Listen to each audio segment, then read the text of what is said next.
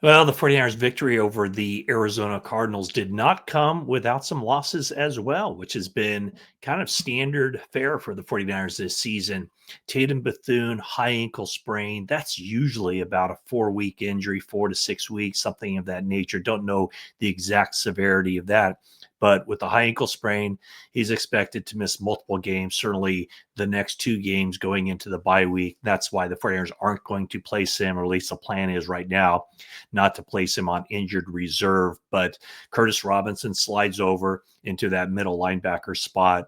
Curtis Robinson had a good game on Sunday against the Arizona Cardinals with 11 tackles, also played a lot of special teams. So he'll take over that middle linebacker spot.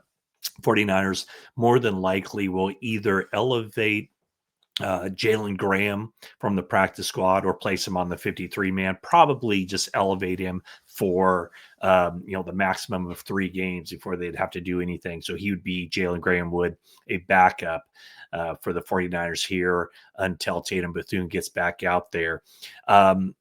Probably a question, would Nick Martin be somebody who could slide in there? 49ers did give him some practice time or some playing time on Sunday, his first action of defense, and I think he did okay. He played like about a dozen snaps, 12 or 14 snaps in the game.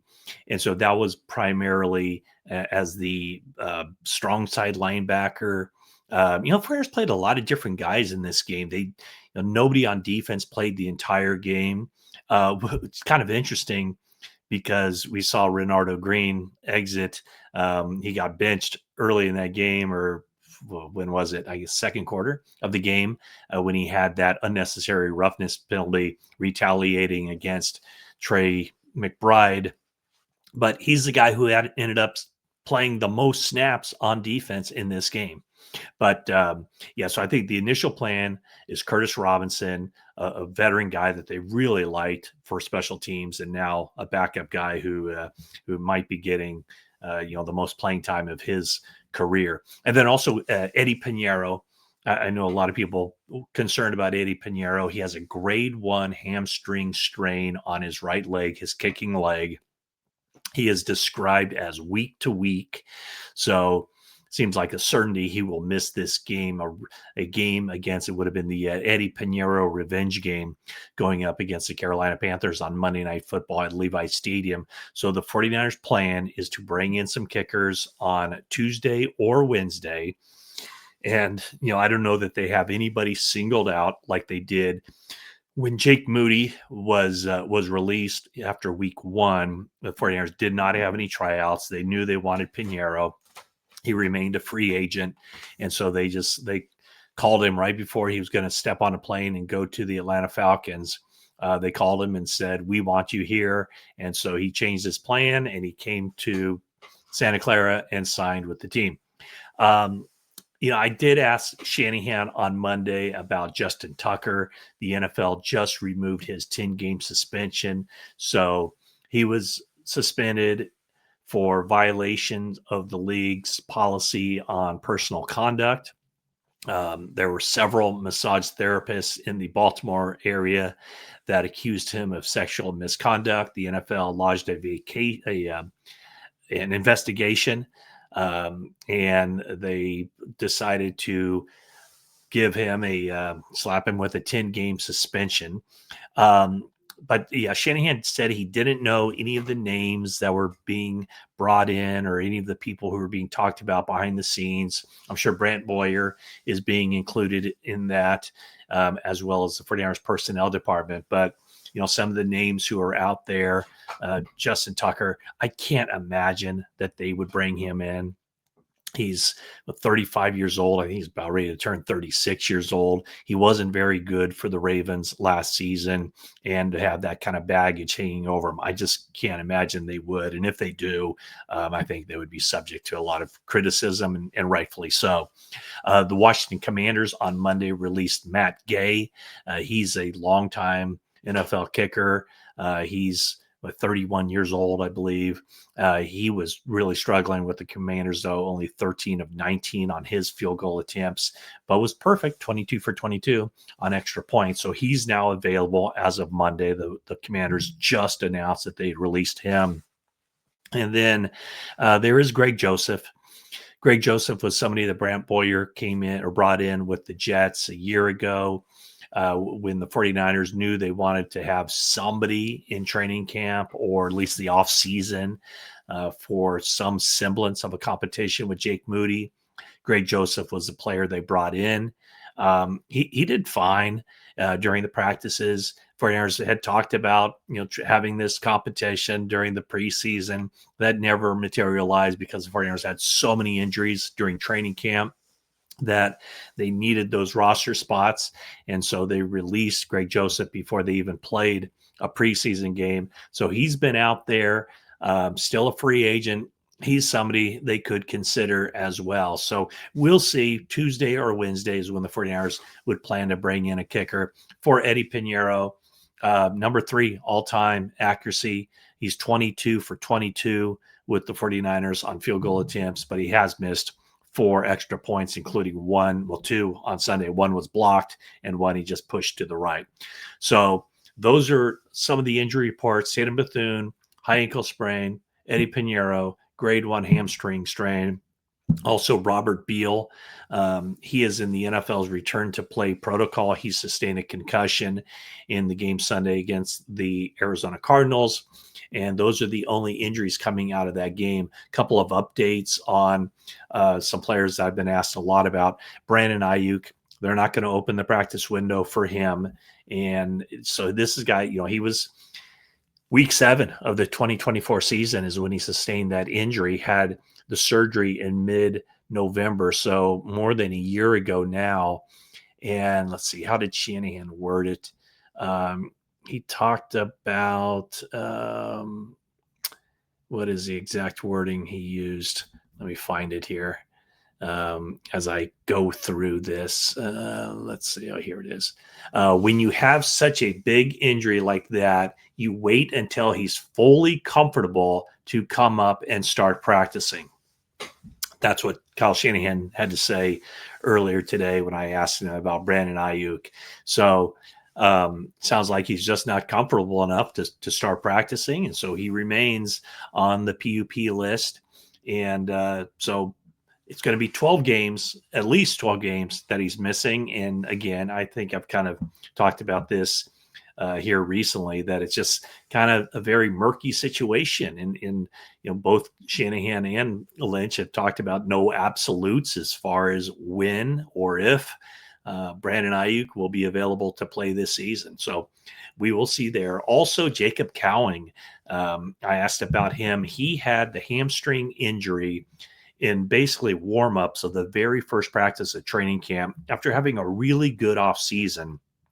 Then several weeks later, when he came back, re-injured the hamstring. They placed him on IR, and that's where he's been now for 12 weeks. They're not going to open the practice window for him either, but Shanahan said that they should have an opportunity to do that after the bye week. The question with Jacob Cowing would be, whose spot would he take if he returns to practice? He's at this point, he's not taking Sky Moore's place. Sky Moore has done a good job as the 49ers return man, both as a punt returner with an average of over 10 yards per punt return. That's pretty good. I think anything over 8 yards is considered very good. And then, he's doing well on the kickoffs too, as Exhibit A, the 98-yard kickoff return he had in Arizona on Sunday that led to a one-play, 1-yard drive, which was Christian McCaffrey off right guard for a touchdown. So whereas Jacob Cowing as a rookie made his contributions as a return guy, I just don't see that opening for him right now for the 49ers. So I don't see him having that opportunity, but he's also somebody the 49ers, I'm sure, would want to keep around for next year because you don't know what's going to happen with Sky Moore. With the wide receiver position as a whole, I don't think you know what's going to happen. The 49ers really, when I think about it, the only 2 receivers that you can look at and say, well, they will definitely be on the team next year, that would be Ricky Pearsall and Jordan Watkins. Watkins was inactive. The 49ers are going with, or at least now, going with Demarcus Robinson over Jordan Watkins as, in essence, the fourth wide receiver.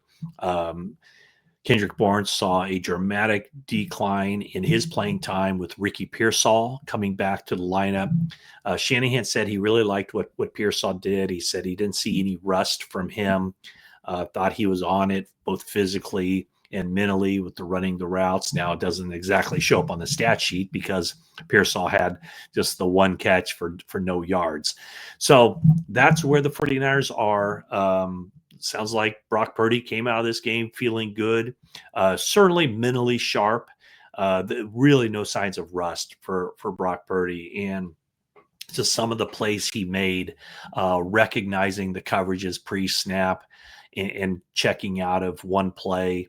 I'm going to probably talk more to Kyle Shanahan about this in the future. I forget if I'm doing for the 49ers game plan interview, if I'm doing Shanahan this week or John Lynch.